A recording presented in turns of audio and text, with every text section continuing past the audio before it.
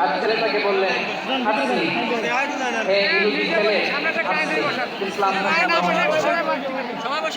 তো ছোট্ট ছেলে ভাবে আমরা ইহুদি, আব্বা যদি কথা দেয়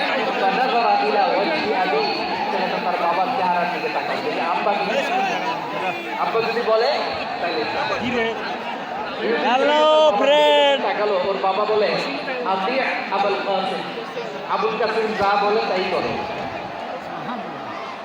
আবুল কাসিম হচ্ছে বিষ্ণু ইসলামের একটা কুনিয়া, উপনাম। আমার রাসূলের বড় ছেলের নাম ছিল কাসেম। যেমন দেখবেন আমাদের এলাকায় কারো ছেলের বড় ছেলের নাম যদি হয় আব্দুল্লাহ, এরা আব্দুল্লাহর বাপ বলে ডাকে। কারো বড় মেয়ের নাম যদি হয় ফাতেমা, এরা কি ডাকে? ফাতেমার বাপ বলে না? বিষ্ণু ইসলামের বড় ছেলের নাম ছিল কাসেম।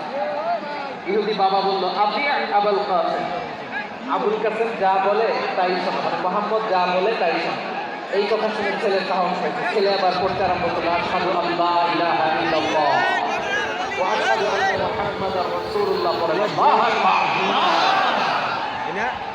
বিশ্বনবীর আহ্বান শুনে ওই আহ্বানে সারাদিন ইহুদি ছেলে শাহাদাত হয়ে গেল, তার হৃদয়টার ঈমানের মধ্যে আলোকিত করে দিল